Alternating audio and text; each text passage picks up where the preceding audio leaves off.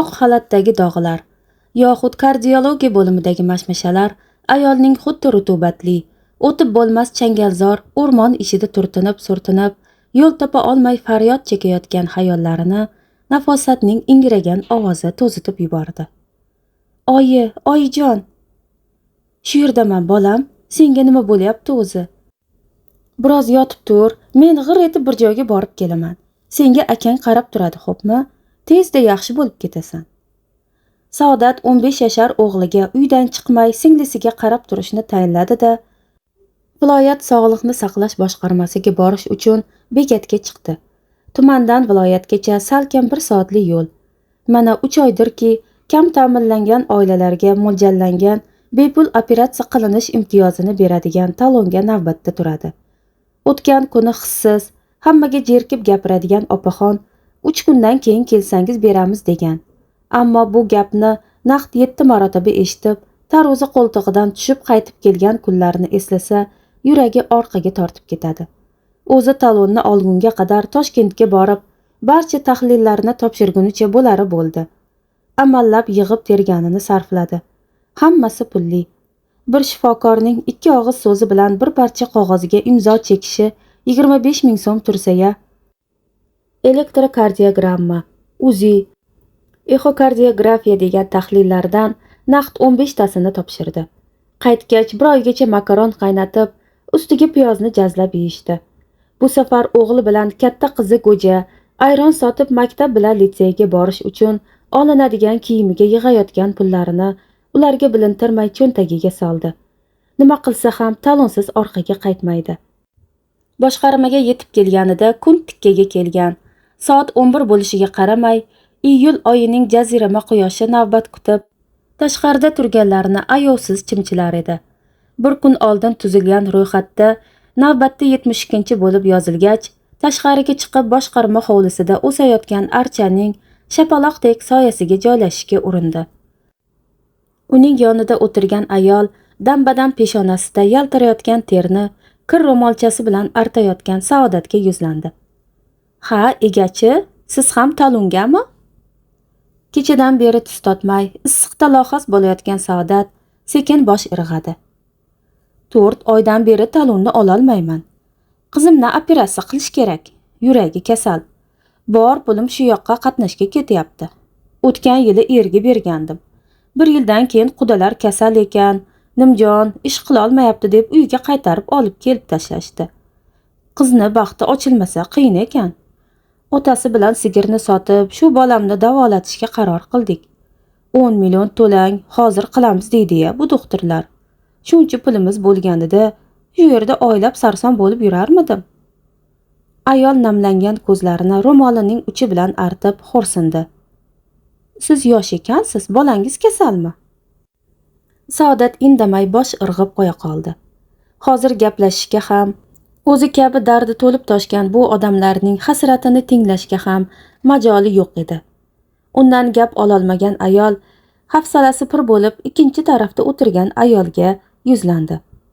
Qosh ko'zi hafsala bilan bo'yalgan yoshgina qiz Saodatning qo'liga talonni jilmaygancha tutqazar ekan, nihoyat omadi kulib boqqaniga ishongisi kelmagan Saodatning ko'zida yosh miltilladi. Qayta-qayta rahmat aytar ekan, yaratgan egam nihoyat uni eslaganiga shukronalar aytdi. Minnatdorchilik sifatida qizga uzatgan pulini xodima qaytarib berar ekan, shirin jilmayganicha qizingiz tuzalib ketsin dedi. Dunyoda yaxshi odamlar ko'p-da. Hamma narsa pul bilan o'lchanadi degan o'zi ahmoq. Umid qanotlari o'sib chiqqan Saodat uyga yetib kelganida soat tungi 23 dan oshgan, farzandlari allaqachon uxlab qolishgan edi. Umid uchqunlari yiltilab, ko'ngli biroz xotirjam tortgan Saodat charchagan bo'lishiga qaramay, kasalxona tadorigini ko'rishga kirishdi. Kasalxona palatasi uncha katta bo'lmasa-da, 6 nafar bemor yotar. Qarovchilar kimdir uydan olib kelgan ko'rpacha, kimdir hamshiralardan tilab olgan matrasda tunashar edi. Birinchi kuniyoq yoshgina shifokor yigit Nafosatni tekshirib ko'rar ekan, qizaloqning rangbar chehrasiga qarab, "Nega yaxshi ovqatlantirmagansiz?" deya Saodatga yuzlandi. Endigina 40 ga kirgan bo'lsa-da, oftobda qorayib quruqshigan, Lablari va ko'zlari chetini mayda ajin bosgan ayolga tikilib bosh chayqadi. So'ng yonida yordamchisiga allanimalar deganida, zarur tahlillarni topshiringlar, 3 kundan so'ng operatsiya qilamiz. Ammo tungacha bemorni tayyorlash kerak, deganicha chiqib ketdi. Yonidagi yordamchi yigit birozdan so'ng palataga qaytib kelib, Saodatning qo'liga ro'yxatni tutqazdi. Opajon, bu yerda zarur dorilar ro'yxati, tezda yetkazing. Busiz operatsiya bo'lmaydi. Saodat qo'rquv aralash ro'yxatga tikildi. Unda 10 dan ortiq dori, jarrohlik qo'lqoplaridan tortib yarani tikish uchun ip, steril paxta va yana nimalardir yozilgan edi. Kechirasiz ukajon, yarani tikish uchun ip, spirt, qo'lqop debsizlar. Nahotki respublika ahamiyatiga ega bo'lgan kasalxonada bular bo'lmasa? Voy, qiziq ekansiz-ku. Kasalxona xo'jalik hisobida. Mana siz operatsiyaga pul to'lamaysiz, to'g'rimi? Sizdaqalar yana qancha? Bularni barchasini bizni o'zimiz sotib olishimiz kerak. Bundan tashqari sog'lom avlod jamg'armasida oksigenator asbobini ham olib kelgansiz. Shu o'zimizda ham bor edi. Bu yerdan sotib olganingizda ozgina bo'lsa ham kasalxonamizga hissa qo'shgan bo'lardingiz. Agarda kechgacha dorilarni yetkazmasangiz, qizingizni operatsiyasi qoldiriladi. Saodat Xudodan qizi eson omon shu yerdan chiqishini tilab, qarz havola etib ko'targan pulini changallagancha dorixonaga yugurdi. Qaysinisiga kirmasin, barchasida sotuvchilar unga osmondan tushgan odamga qaraganday qarab, yozilgan 2-3 ta dori bizda bor, ammo qolganlarini barchasi kasalxonaga davlat tomonidan beriladi, deya bir xil javob berishdi. Dorixona yuguraverib holdan toygan Saodat davolovchi shifokorga uchrashishi bilan uni ensasi qotdi. Mayli, sizga yordam beraman, yolg'iz ekansiz, ammo pulini oldindan to'lash kerak bo'ladi. Hozir borib katta hamshiraga uchrashasiz. Shifokor tezda qo'l telefonida kimgadir qo'ng'iroq qilib, Saodatning qiynalib qolganini ta'kidlab unga yordam berishni uqtirdi. Jonlantirish bo'limidan chiqqan qorachadan kelgan ayol Saodatni ko'rishi bilan jiddiylashdi. Sizni Odilbek yubordimi? Pul yodingizdami? Ha, o'zi qancha bo'ladi? 1.200.000. Ammo dorixonada hammasi 850.000 atrofida bo'ladi deyishudi-ku. Bo'lmasa nega bu yerga keldingiz? Dorixonadan olish kerak edi. Ayolning jerkib gapirishi Saodatning nafsoniyatiga tekkan bo'lsa-da, farzandini o'ylab tishini tishiga bosdi. Mayli, hozir olib kelaman. Oradan 10 daqiqa o'tar o'tmas shifokor ayol bo'lmadan Saodatning qo'liga bir xalta dorini tutqazdi. Atrofga alanglaganicha qora yelim xaltadagi pulni oldi-da, eshikni sharaqlab yopib ichkariga kirib ketdi. Katta hamshiraga pulni olib kelib bergan Saodat yana bir bor hayratdan yoqa ushlab, shifokorlarning naqadar tadbirkor bo'lib ketganiga tan berdi. Hamshira dorilarni Saodatning qo'lidan olar ekan, muloyim jilmayganicha uning qo'liga kattagina daftarini tutqazdi. Iltimos opajon, mana bu yerga dorilar bo'lim tomonidan haqiqatdan ham sizning farzandingiz uchun berilganligi haqida imzo cheking. Ammo tartib qoida shunday, yana ham o'zingiz bilasiz. Pulingizni qaytarib berishimiz mumkin, ammo operatsiya bo'lmaydi. Imzo chekib shalviragancha palatada shiftga termilib yotgan qizining oldiga qaytayotgan Saodat katta hamshiraning hozirgina o'zi bergan dori solingan yelim xaltani ko'targanicha jonlantirish bo'limiga kirib ketayotganini ko'rib ijirg'andi.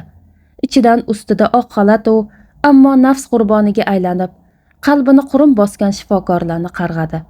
So'ng biroz o'zini bosishga harakat qilib, qizini eson omon shu yerdan o'z oyog'i bilan chiqib ketishini Xudodan iltijo qila boshladi. 3, 4, 6, 7 soat. Saodat jarrohlik bo'limining eshigi oldida yuragini hovuchlaganicha mijja qoqmay o'tirar. Shifokorlarning 3 soatda bo'ladi degan operatsiyasi mana 7 soatdan beri tugamayotganiga joni halqumiga kelgan edi. Nihoyat jarrohlik bo'limining eshigi ochilib, yuzlarida horg'inlik aks etgan jarrohni ko'rishi bilan unga qarab intildi. Hammasi yaxshi opajon, ammo pastdagi poliklinikada tahlil topshirayotganingizda biroz chalkashlikka yo'l qo'yilibdi. Shuning uchun yurakda boshqa muammo ham borligini uni ochgach bildik. Shunga operatsiya cho'zilib ketdi. Ammo qizingizga tan berdik. O'zini bardam tutdi. Hozir jonlantirish bo'limiga o'tkazishadi. Saodat birdaniga yelkasidan tog' ag'darilganini his qilib, ertalabdan buyon tiyib turgan ko'z yoshlariga erk berdi. Jarroh bardam bo'ling deganicha undan uzoqlashar ekan, Saodatning qulog'iga uning g'udranib, poliklinikadagi chalasavodlar jonga tegdi degan gapi chalindi. Jonlantirish bo'limi yonida negadir odam tirband. Eshik oldidagi yo'lak derazasining raxiga suyangan onaizorlar eshik ochilishi bilan chiqqan shifokor ayolning xalat cho'ntagiga pul tiqa boshlashadi. Bir chetda angrayib turgan Saodatni ko'rib, palatadoshi Mukarram uning biqiniga turtdi. "Hay egachi, nega angrayasiz? Doktorni cho'ntagiga 20-25 ming solib qo'ying. Bo'lmasa qizingizga qaramaydi." Saodat ming istihola bilan shifokorning yoniga yaqinlashib, qo'lidagi terdan namiqqan 20 mingni uzatdi. "Opajon, qizimni oti Nafosat, familiyasi Shaumarova. Iltimos, o'zingiz yaxshilab unga qarang." Oqsariqdan kelgan ruscha so'zlarni o'zbekchasi bilan aralashtirib gapiradigan shifokor pulni sanab cho'ntagiga tiqar ekan, ensasini qotirib Saodatga yuzlandi. "Mamasha, ketmay turing. Я сейчас позову медсестру. Uni ham надо отблагодарить." Saodat qizini hozirgina jonlantirish bo'limiga olib o'tganliklarini, hali nima uchun hamshiraga minnatdorchilik bildirish kerakligini so'rab ulgurmay, u akfa eshik orqasida g'oyib bo'lib zum o'tmay uning o'rnida dumdumaloq, bo'yni pastligidan xuddi ichi qipiq bilan to'ldirilgan kanob qopga o'xshab ketadigan hamshira ayol paydo bo'ldi. Ayollardan 10 ming so'mdan yig'ib olib, ularni ketib qolmasliklari haqida ogohlantirib, o'rniga sanitarkani jo'natdi. Noiloj, yoshgina bo'lishiga qaramay, ko'zlari pulni ko'rganda o'ynab ketadigan sanitarka 5 mingdan so'm iborat hosilni yig'ib ketdi. "Rostdan ham bular bolalarimizga qararmikan?" deya so'radi Saodat Mukarramdan. Ikkinchi farzandini operatsiya qildirayotgan ayol tajribali bemorga qarovchi sifatida miyig'ida kuldi. "Voy egachi-ey, kim sizni jurnalist deydi? Bular ertalabgacha turadi. Har kuni smena almashadi. Almashganiga tiqishtirmasangiz bo'lmaydi. Bo'lmasa bolangizga suv ham tutishmaydi." "Ja unchalik emasdir, bular ham odam. Bundan tashqari Gippokrat qasamini ichishgan." "Nimani ichishgan dedingiz? Bularda jig'ildon degan o'lgur birinchi o'rinda turishini bilmaysizmi?"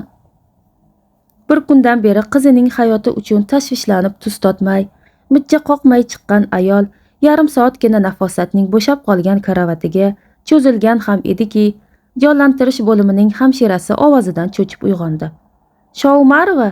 Kim Shaumarova?" "Men, singlim, tinchlikmi? Qizingizni mazasi bo'lmayapti. Doktor zudlik bilan manavi dorilarni olib kelishingizni aytdi. Bundan tashqari bemorga operatsiyadan so'ng kuch yig'ishi uchun vitamin kerak. Banan, apelsin, nok, kivi olib keling.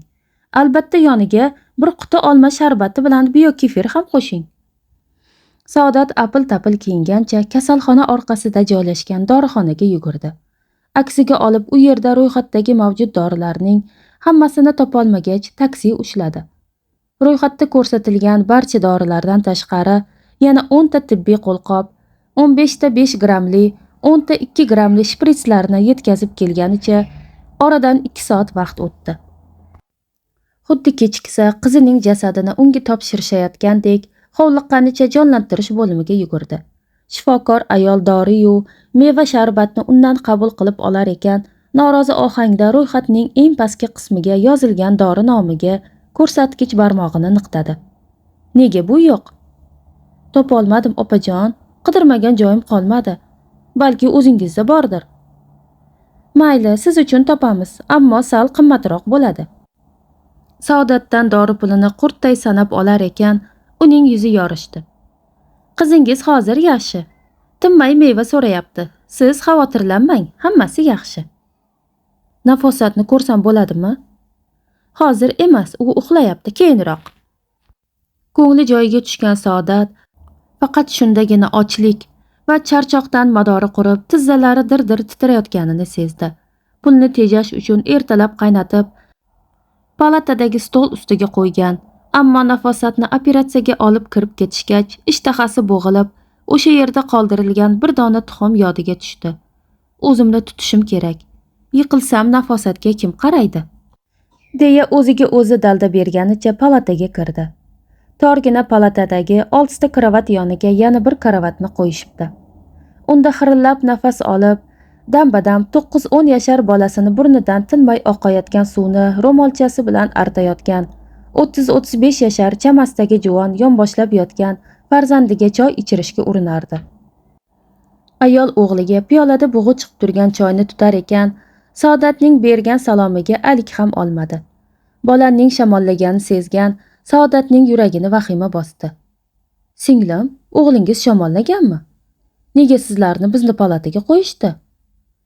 Ayol norozi ohangda Saodatga tikilib qo'pol javob berdi. "Nima, palatani sotganmisiz? Qayerga qo'yishsa, o'sha yerda bo'lamiz-da." Juvonning vajohatidan u bilan gaplashish befoydaligini tushungan Saodat ovqatlanishni ham unutib, bo'lim mudirini izlab ketdi. Xlor, turli xil dori-darmonlar hidi anqib turgan yo'lakdan ketar ekan, chiqish eshigi oldida turgan dugonasini ko'rib quvondi. "Yaxshimisan, Saodat? Bormisan, o'rtoqjon? Seni qidirmagan bo'limim qolmadi. Aksiga olib telefoning ham o'chiq. Nafosat yaxshimi? Operatsiya bo'ldimi?" Qadrdon dugonasini ko'riboq, oxirgi 3 kunda ezilib ketgan Saodatning mijjalarida yosh qalqidi. Visola bilan 20 yillik o'rtoq. Toshkentda Saodat jurnalistika fakultetida, Visola esa tibbiyot oliygohida tahsil olganiga qaramay, ikkalasi bitta ijara xonada turib tanishgan, 5 yil davomida qil ajralmas dugona bo'lib ketishgan edi. Visola Jizzaxdan, Saodat Angrenlik edi.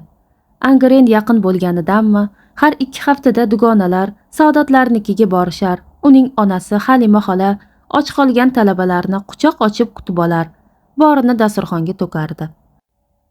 Bundan tashqari turli xil pishiriqlar, bankaga bostirilgan, qovurilgan qo'y go'shti, tuzlamalarni ikkalasi inqillab ko'tarishgancha orqaga qaytishardi. Falakning gardishi bilan Visola Toshkentda qolib, hozir yetakchi tibbiy ilmiy tadqiqot institutining klinikasida shifokor bo'lib ishlar. Ilmiy izlanishlarni amaliyot bilan mujassamlashtirar edi. Zinapoya maydonchasida boshidan o'tganlarni bir-bir so'zlab bergan Saodatning kirtaygan ko'zlari, charchoqdan so'ligan yuziga Visola achinib tikildi. "O'zing shu 3 kun ichida biror narsa yedingmi? Qani menga berchi, hamkasblarim sendan qanday pul shilishgan ekan?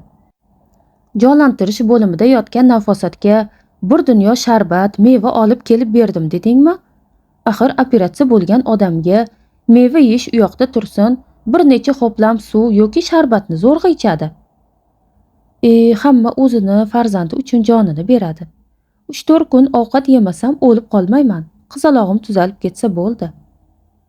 Ilohim, ilohim, ammo senga biror narsa bo'lsa bolalaring nima qiladi? Shuni o'yladingmi? Menga qara, ro'yxatdagi mana bu dorini nega 5 ta yozishgan? Juda ham qimmat turadi. Agar yanglishmasam, u bir kunda bir marotaba qilinadi. Qani davolovchi vrachingni chaqirchi, o'zim bir gaplashib ko'ray." Saodat ichkariga kirib ketdi hamki, to'g'ridagi jonlantirish bo'limidan navbatchilikni topshirgan shifokor ayol 2 qo'lida sharbat, sarxil mevalar, patir nonlar va yana allanima yeguliklar bilan to'la 4 ta yelim xaltani ko'targancha chiqib ketdi. Aksariyat shifokorlarning ta'magirliklari orqali oq xalat kiyib, bemorlarni hayotga qaytish uchun jonini fido qilayotgan shifokorlarning oppoq libosi va nomiga qora dog' tushirayotgan hamkasbining orqasidan ham achinish, ham nafrat bilan qarab qolar ekan, Saodat bilan yetaklashib kelayotgan shifokorni ko'rib, ichidan qaynab chiqqan g'azabni arang bosdi. Darhol o'zini qo'lga olib jilmaydi. "Assalomu alaykum. Ismim Visola, hamkasbingizman. Odil Shukurovich. Uzr, sizni bezovta qildim.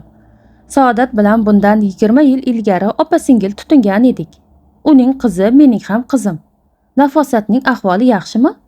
Operatsiya yaxshi chiqdimi? Biror yordam kerak emasmi?" Saodatxon aytgan bo'lsalar kerak. Tashxis qo'yishda biroz xatolikka yo'l qo'yilgan bois operatsiya cho'zilib ketdi. Odil Saodatga ma'noli qarab qo'yib gapida davom etdi. "Hozircha qizcha jonlantirish bo'limida. U yerda ham malakali shifokorlarimiz qo'ldan kelgan yordamlarini ayamayapti.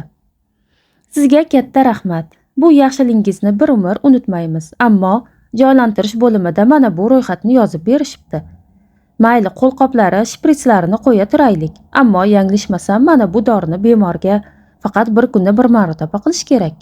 Ular bo'lsa 5 ta ampula yozib berishibdi. Undan tashqari 2 quti dori 12 yashar qizaloq uchun ko'p emasmi? Odil o'ng'aysizlanib, negadir peshonasini tez-tez ishqalay boshladi. Siz o'zingiz shifokor sifatida yaxshi bilsangiz kerak. Men jonlantirish bo'limi ishiga aralasha olmayman. Ularning o'zi bilan gaplashing. Jonlantirish bo'limida ularni bu safar boshqa shifokor qarshi oldi. Shifokorlarning navbat almashganidan bexabar Saodat hali yosh bo'lishiga qaramay allaqachon chekka sochlari oqargan, kartoshkasimon burni ustiga qora gardishli ko'zoynak qo'ndirgan yigitni ko'rib shoshilib qoldi. Kechirasiz, Dilorom Alimovnani mumkinmi? Ular navbatni topshirib ketishdi. Xo'sh, xizmat. Qizim Nafosat shu yerda edi. Ahvolini bilmoqchi edik. Visola doimo o'ktam. Har bir gapini kesib gapiradigan dugonasining dovdirab qolganiga ajablanib, suhbat tizginini o'z qo'liga oldi. Kecha operatsiyadan so'ng jonlantirish bo'limiga Shoumarova Nafosat o'tkazilgan edi. Ahvolini bilmoqchi edik. Uzr, men navbatchilikni hozirgina qabul qilib oldim. 10 daqiqadan so'ng kelinglar. Bemorning ahvoli bilan tanishib, sizlarga xabar beraman. Saodat uchun 10 daqiqa xuddi 10 yildek cho'zildi. Ochlik va charchoq o'z kuchini ko'rsatib, yo'lakning deraza raxiga behol suyandi. Senga nima bo'ldi, Saodat? Mazang bo'lmayaptimi? Yo'q, hozir o'tib ketadi. Kecha uxlay olmay Nafosatni operatsiyaga olib kirib ketishgandan beri tus totmagan edim. Endi bilinyapti. Voy, esim qursin, shunaqa bo'lishini bilib senga ozgina tabaka olib kelgandim. Uzr, uyga borib ovqat pishirishga vaqtim bo'lmadi. Telefoningni ko'tarmagach, nima bo'ldi ekan deb ishdan chiqib yugurib kelaverdim. Yur palataga. Bular baribir yarim soatsiz chiqishmaydi. Ozgina ovqat yegin. Visola Saodat bilan palataga yo'nalgan ham ediki, qosh ko'zini qalin qilib ko'k va qora rangga bo'yab olgan, olcharang bo'yoq surtilgan lablari chimirilgan hamshira palataga begonalarning kirishi mumkin emas, deya ularni yo'lini to'sdi. Saodat dugonasining olib kelgan yeguligini ichkariga olib kirib, zinapoya maydonchasiga chiqishdi. Shu orada jonlantirish bo'limi tomonidan Shoumarova, mamasha degan ovoz eshitildi. Shoumarova, sizmi? Chikkakkina hamshira bir Saodatga, bir ustiga oq xalat tashlab olgan Visolaga boshdan oyoq ko'zdan kechirdi. Menman, qizim yaxshimi? Mana bu dorilarni zudlik bilan olib keling. Bundan tashqari bemorga meva bilan biokefir ham unutmang. Uning tonusini saqlashimiz kerak. Operatsiya og'ir kechganidan xabaringiz bo'lsa kerak. Saodat 10 tacha dorining nomi yozilgan ro'yxatga hayron bo'lib tikildi.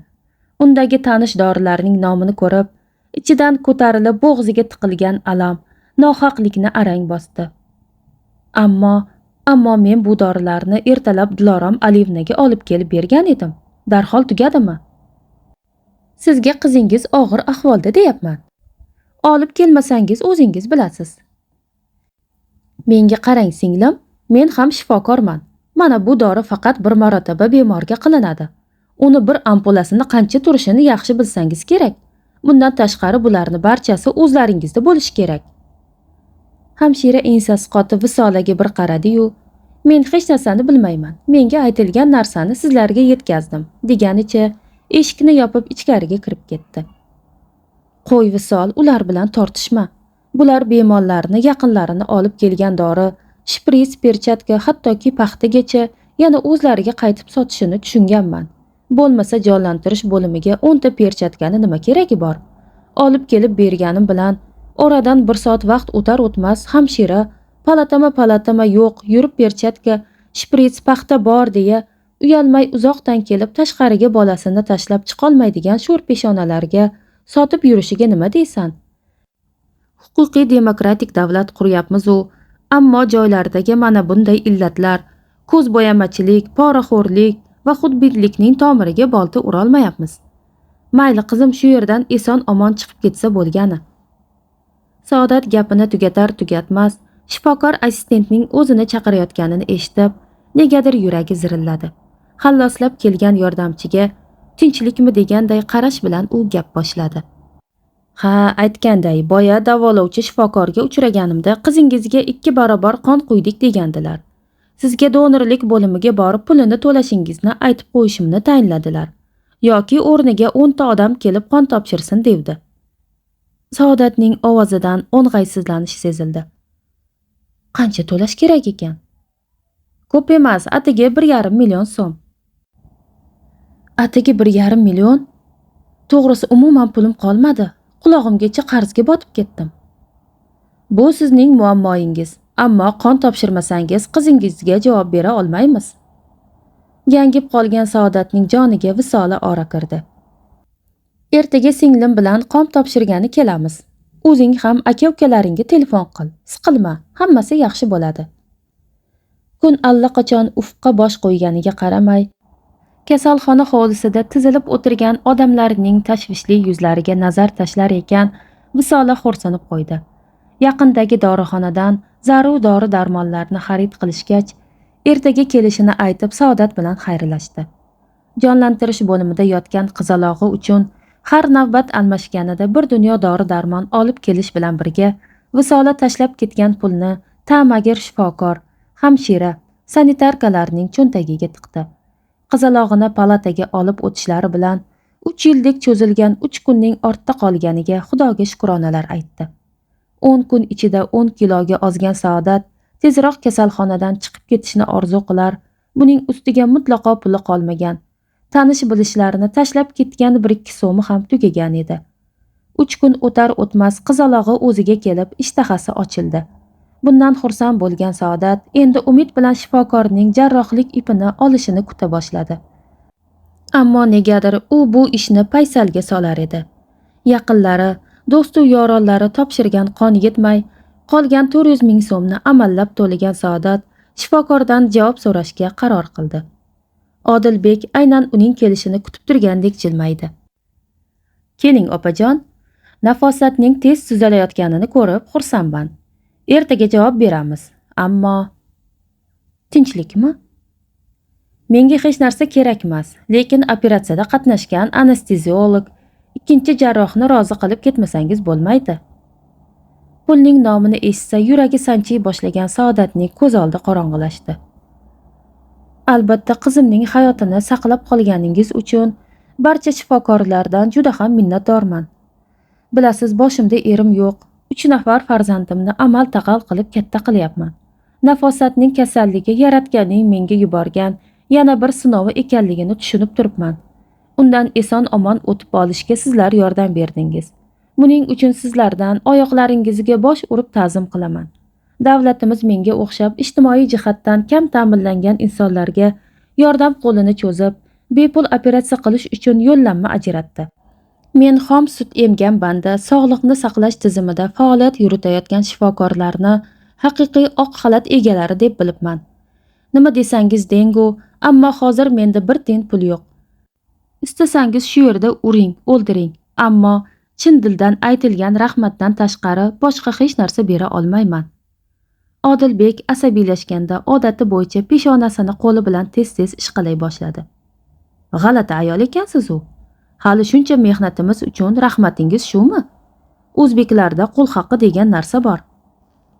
Saodat ma'naviy tuban ta'magir Odilbekka achinish to'la ko'z bilan qarab, shartta orqasiga burilganicha qizi yotgan palata tomon tez-tez yurib ketdi. Muallif Nargiz Qosimova 2015-yil